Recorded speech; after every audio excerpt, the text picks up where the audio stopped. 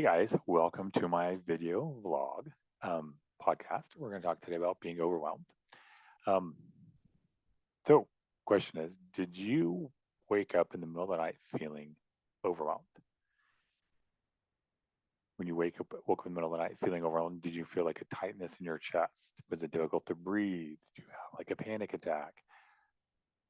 The next morning when you were sitting at your desk, did you have brain fog? Did you just stare at your monitor for hours? Well, I won't say hours. It seems like hours, but for minutes. Just looking while they're thinking, what am I supposed to start? What am I supposed to be working on? Regardless of where you work, jobs can be stressful. And it's normal to be overwhelmed, especially at work. It happens. A lot of times it's for short period of time, it's not long. It's the nature of the employment, good and the bad. So what I want to talk about today is when you're feeling totally overwhelmed at your job or in a personal situation or anything you're doing, maybe it's a task, you don't know what to do next. You're saying like, I don't know what to do. I've got this list of projects to do, these tasks, but I just don't know what to do. Let's first understand the why are we feeling overwhelmed? That's so important for me. Getting to feel that, getting to understand it, getting to know my why really helped me be able to cope with being overwhelmed. So let's talk about that first. What does overwhelmed feel like? What does it mean? They usually feel like usually feeling overwhelmed at work usually means that you can't keep up with your demands. That's like what most people think it means. I don't really necessarily agree with that definition. Some people think it's because you don't have the skills to do your job, you feel overwhelmed. I don't really agree with that either. I feel that feeling overwhelmed is you may not know how to prioritize correctly. You may not be able to set boundaries. There's like a whole list of things. We're going to go over that. Yet, those are some things that companies think are why you feel overwhelmed. Another reason you can feel overwhelmed because you don't feel you have the support system to help you accomplish your job. Just consider all the demands that are placed on you every day. You have demands to meet like projects to start, projects to research, projects to finish, projects to follow up on. You have calls to answer, you've got emails to answer, you've got emails to reply to, you've got research to do, you've got team members to help, you have people stopping by your desk. And this is just work. We're not talking about your personal life. Maybe you're helping your senior parents, take care of them. Maybe you've got a spouse or a loved one you're helping out with, mentally, emotionally. We're not, kids, also another layer. There's several things going on. We're going to specifically talk about today is just work, your work relationships and your work feeling overwhelmed, which is causing anxiety and causing you to stress out. The most important thing is if you are unable to maintain a healthy balance or sense of self in your professional life, it's easier for one, two, or all four of the above stressors I mentioned to cause you to lose engagement with your job because you're feeling overwhelmed. When you feel overwhelmed, you're trapped in a never ending cycle of stress and confusion. You constantly operate with this sense of you'll never get ahead and you're always working from behind. It becomes increasingly difficult to focus on the task at hand. You struggle to manage your time. And instead of moving forward with your task, you often feel paralyzed. Like you're afraid to make the wrong decision. That was something I had. I was so afraid to make the wrong decision because of the pressure I felt from my boss and his bosses on everything has to be perfect that I was afraid to make the wrong decision. So I didn't make any decision, which would happen throughout the day. And then that would cause mental fatigue because I would be playing a role over my brain again and again and again. It caused mental fatigue. So when you are mentally fatigued, though, there's no creativity happening in your job. Like creativity with could be you're an artist, could be creation, could be putting a presentation together, could be finding a solution to a problem. Like it just zaps all the life out of you. So how do we tell if we're overwhelmed at work? What are the signs? Now, the signs vary from person to person and can prove very subtle. One of like a loss of appetite. One could be increased drinking, One could be sleepless nights. One, and it can happen. One of these can happen, or all of these can happen. Um, Sometimes it's just a bad day that you had, or having to work with a difficult person can cause this. So, how you tell when you're feeling stressed is due to unique circumstances that will soon change, or because the very nature of your job, which won't change. So, what I would do is I'll journal every day. I love it. I think it's great to get all my thoughts and feelings and everything out, even tasks I have to do. So I would journal and I would notice my journaling would change when a certain topic would pop up, like work, like a certain task. Maybe a new project would come up and I'd start to feel restless because I wasn't sure how to proceed or wasn't making as quick of progress as my bosses wanted to. So that would give me definitely overwhelming. So here are some common signs that it's your job that's causing you to constantly feel overwhelmed and that you may need some kind of significant change. You always feel helpless. You feel like you've lost control or like you have no direction in your professional life. Without a clear path, the sense of feeling trapped becomes really strong and overwhelming. When it feels like there's no light at the end of the tunnel, you start to experience burnout and depression and anxiety on different levels. You have a constant sense of need to make a change, but you don't know what that change is or how to do it. Okay, another thing is work is constantly on your mind. This is less about being a workaholic because sorry. Siri just decided to record everything I'm saying for some reason. I don't know why. This is less about being a workaholic because there's plenty of people who enjoy that. This is more about the job dominating your every minute. Waking, sleeping, thoughts. Even when you're out on a weekend having fun, you are still thinking about work. Even when you're relaxing, having fun with friends. So work is always on the mind. The third one is sleep is difficult. When you feel overwhelmed at work, sleep becomes increasingly difficult. Your job stresses you to the point that you're up at all hours with anxiety. You're dreading about what the next day will bring.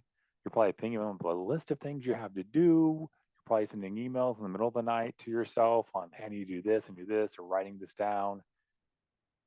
When you do fall asleep, your result of shut-eye doesn't do much for you, and you wake up feeling tired and anxious. Another result is you're always exhausted. Everyone becomes tired and worn out from their job from time to time. Usually a day off or a weekend is enough to recharge the batteries. But when you are overwhelmed, you can't escape your exhaustion and perform poorly at work. You can develop a shorter fuse and lose your drive to succeed. And the more exhausted you are, the more overwhelmed you become. See, it's like a vicious cycle that never gives up. It just keeps going and going and going because you feel like you're overwhelmed because you've got these tasks to do in order to start, that you can't sleep very well, that you can't turn your brain off, that you can't relax, and then you go back into overwhelm because you're always thinking about it. It's a vicious cycle. And I can teach you how to do that, how to change your thoughts, how to stop that cycle. That is what my anxiety coaching does. It helps stop the vicious cycle because I give you coping skills, emotional intelligence on how to stop that. Okay, so next is your eating habits change. Sometimes, people, when they're under a lot of stress, they will drink more, they'll eat more, they'll veg in front of the TV. There's a lot of things that go on. I know when I got to my heaviest, I gained when I had my job in retail planning, I gained like 50 pounds in a matter of a few years because I got stressed. The workload was intense. Um, I didn't have good connections with my bosses and directors, and I don't feel like they really understood me and what I wanted to achieve in the role and where I wanted to go. Another topic for another day. So I ate and drank a lot and had horrible sleeping habits and gained a lot of weight. Okay, another one is you get sick a lot. Being under stress causes a lot of feelings, and those feelings of overwhelm create a significant health issue. It could be headaches, could be ulcers, stomach, chest pain, fatigue, um, anything like that. Anxiety about your professional life isn't limited to emotional problems. It can manifest itself physically, leading to serious health issues. Another result is you're increasingly hostile and pessimistic. A bad mood and that allows you to do the opposite is one thing, and we've all been there, we've all done that. However, if your daily outlook on work and life in general casts a dark shadow over everything you do or anyone you're interacting with, it might be time to stop and assess what's driving the negativity. This certainly isn't an exhaustive list of signs that you're overwhelmed at work that I gave you, but it should give you a sense of what to watch out for. For me, another thing was physically, I would be at my desk.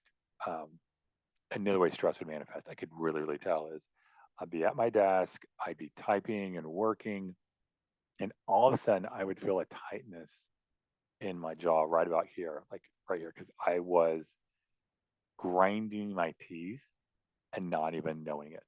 So I would get a tightness in my jaw. I would feel that, and I would know I would be upset or emotional about something, or having anxiety or stress, usually stress. And then this would get painful and stress. And then I would start to have,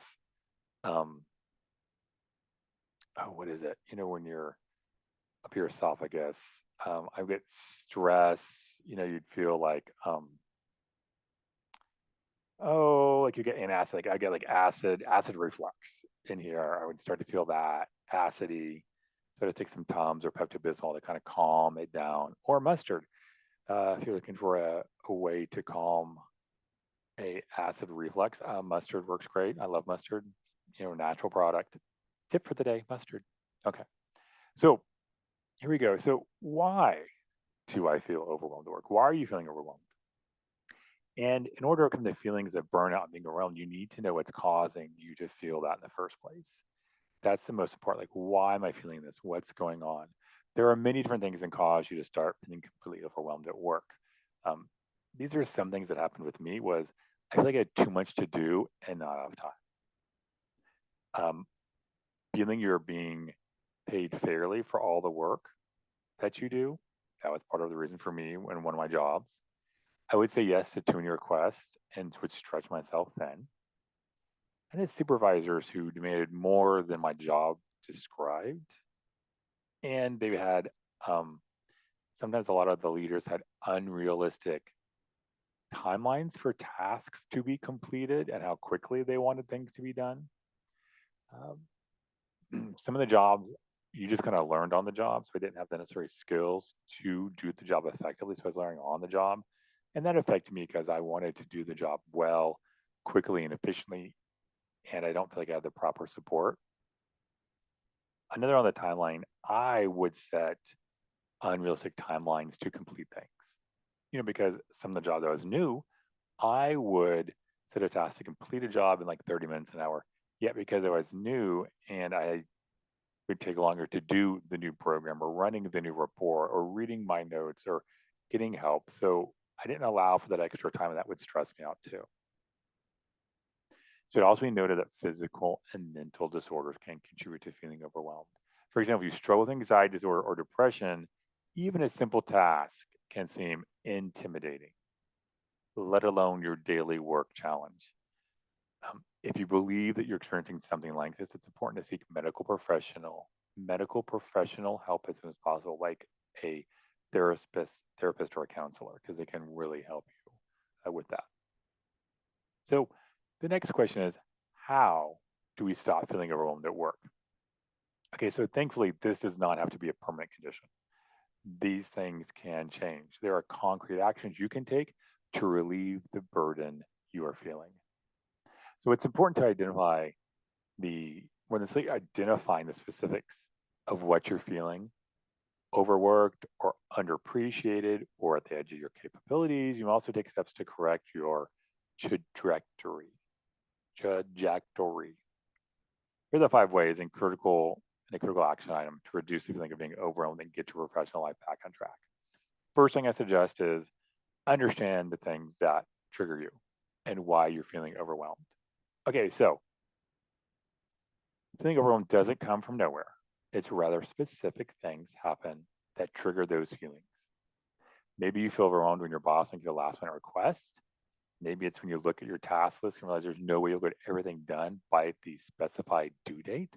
Or maybe it's when you don't make nearly as much progress in a day as you thought you would. When you start to feel overwhelmed, ask yourself why. Be as concrete as possible. The more you can nail down the specific cause of your bad feelings, the more you can specifically address them. When you start to understand your specific triggers, you can then create coping strategies for them when they occur. Okay, for me, I had a boss who would send out a request and put in the title ASAP, as soon as possible. Now, that was a trigger for me because at that job and at that time, I was overworked, underpaid, overworked, did not have the help. So, this person wanting something right now without really considering my workload, considering what I'm working on, considering what I'm doing, really upset me because for me, I try really hard to help other people and understand where they are before I put a request on it. And I felt like I wasn't getting that courtesy, which is a thought, and I'll go into that later, I had. So, due to that job early on with ASAP, when I got ASAP emails from other bosses or other people or other clients or anyone else, it triggered me. It did because I once again got into the thought of they don't understand my workload, they don't appreciate me, they don't understand me. Yeah. And that was something I had to work on to get that thought out of my head and to realize why I was thinking that. And that's something I do as an anxiety work coach is helping you understand your triggers, understand what's causing it, looking at your thoughts and giving you new thoughts that can soften that. And that can take some time depending on the person. It can take some time to find out what those triggers are. Because most people are like, no, he's just wrong. He shouldn't do that. Well, he's your boss. He can do what he wants. And you won't be able to control him or her. Yet all you can control is your thoughts about how they're acting with you. And so that's one thing we do coaching. I help you dive into that so that when you get that email again, you don't have the response. You just answer the email and leave and just be done with it. It won't ruin your whole day like it did with me back in the past. I did not have good control of my emotions, and that would ruin my day because like they don't understand me. They know what's going on. Okay, so number two, unload everything in your mind. This is why I love journaling. I love to get out my thoughts, what I'm doing, what I'm thinking all day. So what I would do is write down everything on your mind to help be clear about whatever may be overwhelming you. This can include your daily schedule, your tasks that need to be completed, triggers you're dealing with or anticipating, because our brain does want to look forward into the future and see what what could be problems could be causing, what future problems potentially could be there. You could also write down your thoughts on addressing your struggles, on your weaknesses, on other perceptions. What you'll find is that by writing everything down, it helps you map out your concerns and get clarity on what steps you need to take. Your daily schedule is easier to organize when on paper and not in your head. So that's why I want to get it down because you can look at it, you can review it. Also, you can better prioritize your tasks and you're able to get a concrete understanding of what's overwhelming you. That alone makes it less of a burden when you can see it coming. It's something you can make a strategy for and not obsess over, which is something I would do. Like I would just obsess about an interaction that was going on that really was not that big a deal, but my mind was blow it up into this big deal. You may also want to consider adopting a habit of morning pages. Oh, this is great. A concept originally created by Julian Cameron to help artists overcome creative blocks, but as many people have discovered, it's a powerful exercise that anyone can benefit from. He calls it the most effective therapy I ever found. So that's kind of what I do. My morning pages, I just kind of write down in my journals. I've got 3. I write one down is, I'm looking over here then to my left. One is like my thought process for the day. Like, what are my thoughts? Am I waking up? Am I stressed about something? Am I worried about something? So I'll work through the thoughts on that. My second journal is me talking to myself from like 5 years in the future. What's my life like? What am I doing? How emotionally secure am I? What's going on? And my third one is like a to-do list of like, what am I doing that day? Sometimes it's on my computer, sometimes I carry it with me. Um, yeah, F3. So I love it. So I just write down what's going on. Now, Tim Ferriss and his example in morning pages, he gets asked people to write down 3 pages of longhand of just streaming consciousness of writing. First thing in the morning, get it down, fill 3 pages. If you don't fill 3 pages, no problem at all. That's just a guideline to get you to keep writing. Because most people sometimes like they'll go down a roll or they won't know what to write and they'll fill a page. Okay, I'm done. But they didn't really get to possibly the real meat of what's bothering them. That could come out on page 2 or 3 or later on. Like, okay, I'm done. Page 1. I got other work to do. I'm done. No, we want you to write as long as possible. Me, when talking with the gods, just me, want you to write as long as possible without taking a break. So it's like a brain dump. Just dump everything that's going and rattling around in your brain without taking any excessive time or break. Like I just really want you to just dump it all out. Okay. All right. So once you've dumped out your brain, made your tasks for the day, made what you're concerned about, go through there and organize the tasks. I take time to kind of put my tasks in quadrants, priorities. Like I have like 4 priorities I do.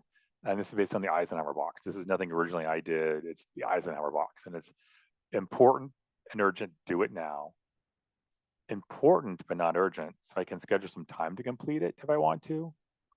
And then there's a not important but urgent. So if I could delegate that to someone if possible. It depends on the task, depends on your role in your company. Sometimes didn't have anyone to delegate to.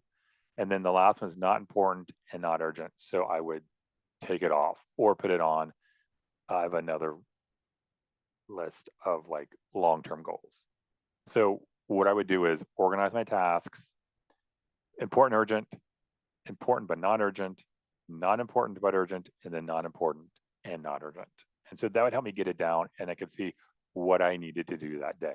Now, what's interesting is there's a law called Parkinson's Law. Have you guys heard this? It's named for the British historian and author, Cyril Northcote Parkinson.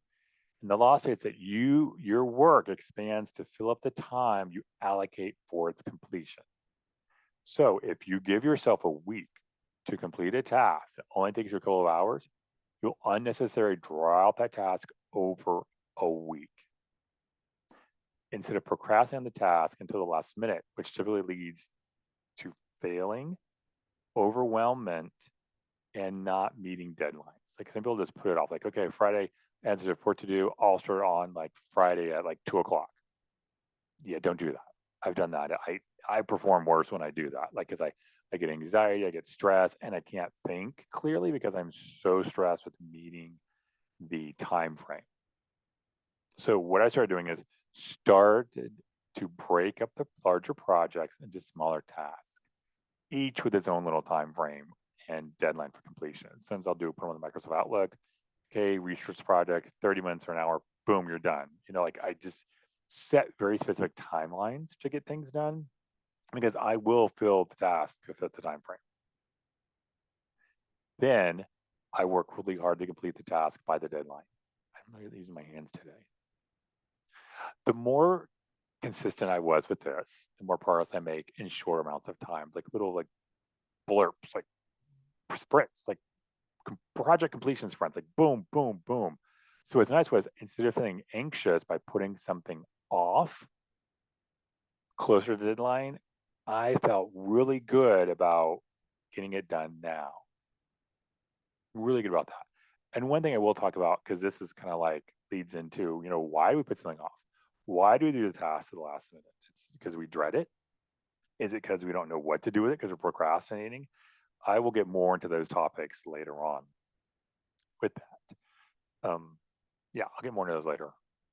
So also what's really important to remember is as you're doing all this, like I was talking about these 4 different ways to kind of like help you handle this. Like understand the things that trigger you is number 1. 2, unload everything in your mind. 3 was organize the tasks. And 4 was make sure you're using Parkinson's law to your advantage by scheduling things out ahead of time. In saying this, I want to make sure that you're really setting some time for yourself. This is the hardest thing for me to do because when I was young and starting my retail planning career, the company I was in, specifically my department, had really bad, a really bad way of just constantly working and late.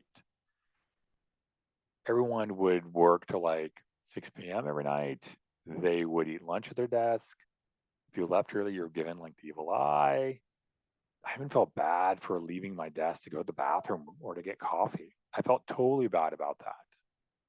I believed I need to keep working, even though I was mentally and emotionally exhausted and tired and I needed a break.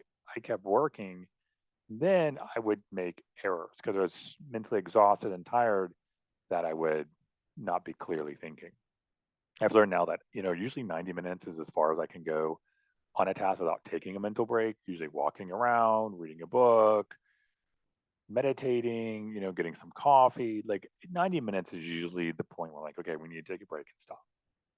So what I would do is like take a break, take a breath, take a minute to stop and breathe, take a moment to plan. I would really try and get lunch with my coworkers, or I would schedule my calendar with them. Hey, let's, Kelly, love Kelly. Kelly, let's get coffee at like 3 o'clock. Can you take a 15-minute break? Let's walk down to Starbucks and have some coffee. And so respecting their time frame if they had a project. Usually, like, no, I can do it at 2, but not 3:30. So it was good to do that with him because we could talk about the day, talk about what's going on, talk about how we were feeling. It's also good to talk with a coworker, like I said, but also meet with your supervisor, express your concerns and frustrations with them. It's also good to take time off. I've read articles that people aren't taking time off. I love my time off and do take that time down. I was just on a week's cruise and I totally cut the cord. I had no internet and I was gone for 7 days and did not worry or stress about anything. I put my social stuff on autopilot and it posted regularly and emails were sent out and everything like that. And it was good. Make sure you also get a entire night's sleep. Sometimes I wake up in the middle of the night and have to use the restroom, and then I'm on my phone checking the weather, thunderstorms, or I love airplanes. So I'm on Flight Radar 24, checking what airplane just flew over me, and that wakes me up. That white screen of my phone wakes me up. Don't do that. Get up, go to the bathroom, get some water, whatever, and then go back to bed because you want a full night's sleep to rest the body, to rest the brain, so you can fully function the next day. So make sure you take some time for yourself. The point is to take action if you get out of the rut you may find yourself in. Take a moment to distract yourself, to even evaluate the situation, always allows you to see things more clearly. Because only then can you genuinely identify what's overwhelming you at work and then take actions to address it and take back your life. And that's one reason I'm here to help. Being a work anxiety life coach is to help you take back your life. Take back, stop dreading Monday. Monday does not have to be dreaded. You don't have to get that anxiety on Sunday evening or Sunday afternoon. Like, oh my gosh, I go to work on Monday and do these people. No, that is why I'm here to help people and to get through that. And that's my coaching is designed to find out what your trigger points are, find out what's bothering you, why it's bothering you, and then we can change your thought process to a better system. Because being overwhelmed at work is not just a professional issue, it can also negatively impact your personal life, your relationships, and your physical health and mental. Taking steps to understand where your burdens originate and then developing strategies to address them will get you back in control of your professional journey.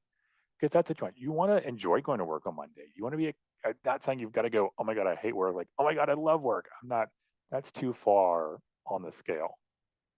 What I like to move people from, I hate going to work, to I have a job. We work on that emotional intelligence up a level or two and get you to that point so that you're calm at work, you're focused at work, you enjoy going to work, you enjoy the job. And that's one thing I'm here to help you do is because you enjoying your work or having a better relationship with it because you're spending 8 hours a day or more, 10 at your job with your coworkers, and that's a lot of time. Some people spend more time at work than they do with their spouses, and that should be enjoyable. That should be rewarding, and that's what I help you do is take control back of that. All right, guys, that's my first podcast. It's fantastic to talk to you guys. Um, that was overwhelmed, and I will get back with you later, guys. Have a great day. Bye, guys.